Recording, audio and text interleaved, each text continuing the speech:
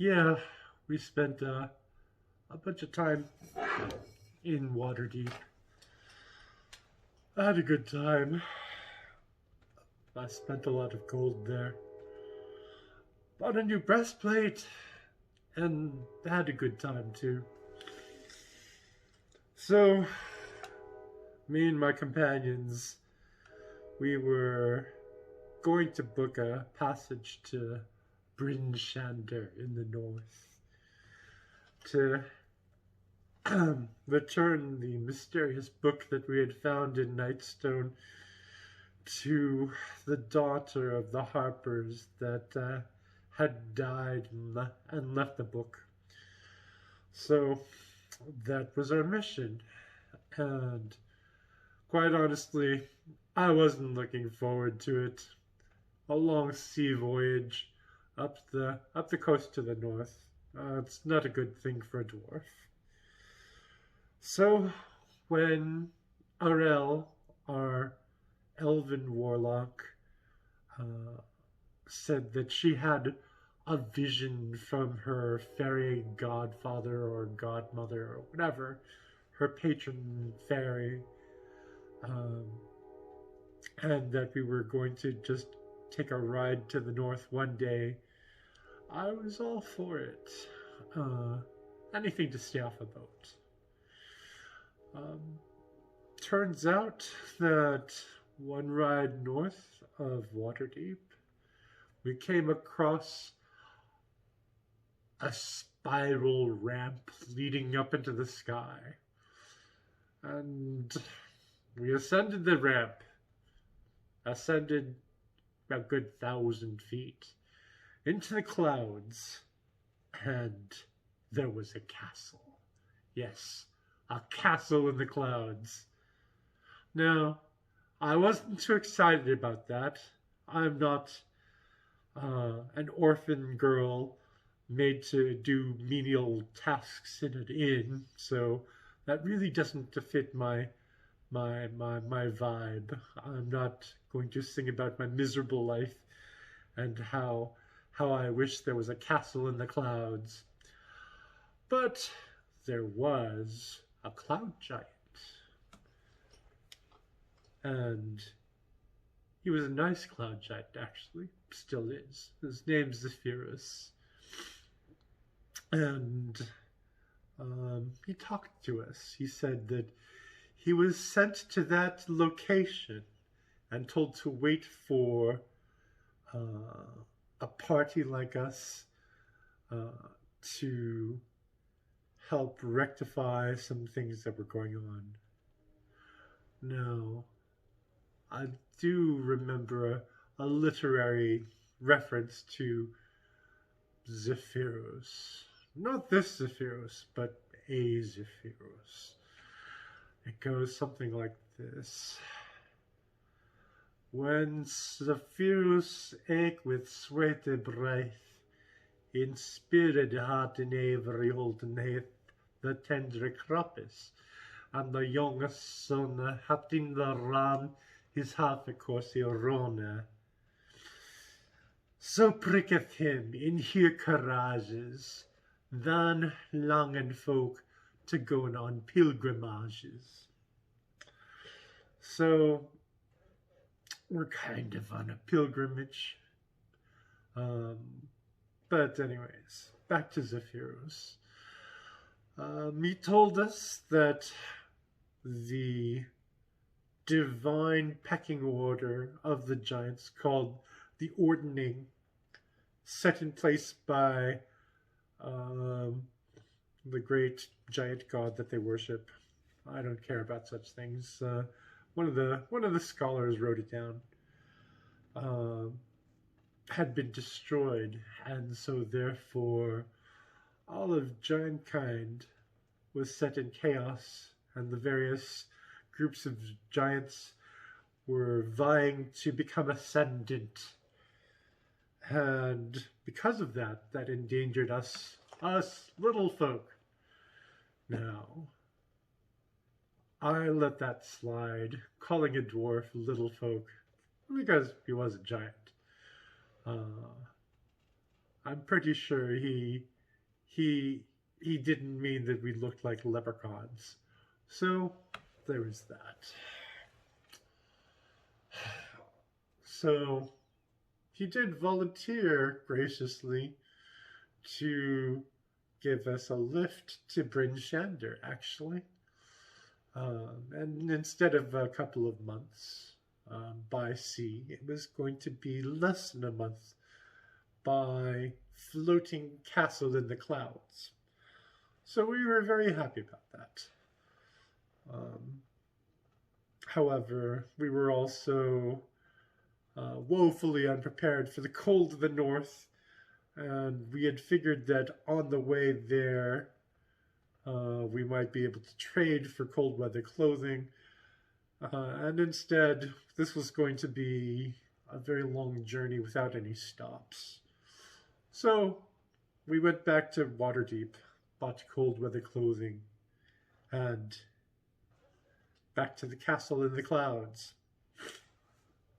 Now I should talk about my companions. We've been together long enough that I can remember their names, kind of. Some of them are more forgettable than the others. So there are the two elves. There's Serge. He's sort of a sneaky, roguish type, and his partner, Aurel, who is a warlock. That's what she called herself. But she's got a fairy godfather or godmother or something, which I didn't think warlocks had. Anyway, those are the two elves. There's the humans. There's Korak, the barbarian.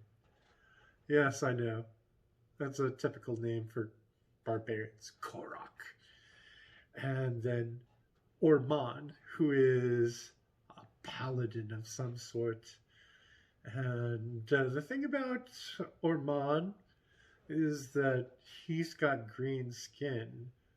So don't hurt his feelings. Don't point that out to him. He's very sensitive about it. There is the priestess that came along with us from Nightstone, Miriam. She's also human, I think. She's very young. She might be an adolescent, something else. There's Orithari, tiefling paladin. I think she's overcompensating. And then who else? Oh, there's Craldrus, the other dwarf. I haven't really spoken with him. He hasn't really talked about his clan, so he may be clanless, in which case his reluctance to talk to me is very understandable. Although being clanless isn't the shameful thing it was in the past, but that's still a little bit sketchy for a dwarf. Who else? What else? Let's see, the two humans, the two elves, the one from the village is me. I am forgetting somebody. Oh well. At this point, it doesn't matter. We have begun our journey in the clouds, in the sky, floating to the north. 4 days in, we were visited by a group of 9 humans. They were representing a lord of the air named Yancy Bin. Now, I knew a Yancy O'Shaughnessy back in Sundabar, but apparently it's spelled completely different, and this is some sort of elemental lord. But they wanted to recruit Zephyrus to his cause, and Zephyrus was having none of it. As a matter of fact, he um, left the chamber where everybody was and said, "Give me some time. I'll think about it." And I think his intention was that he would just wait until they left and and deal with it that way. However, Aurel um, pretty much got impatient. A fight started, and it was pretty hairy.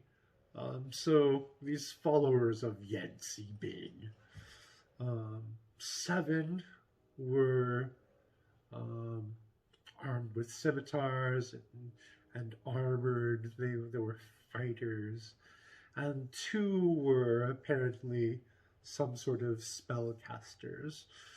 Um, it was a it was a pretty decent fight that they put up, especially since one of the spellcasters summoned an invisible air thing that we thought was an elemental.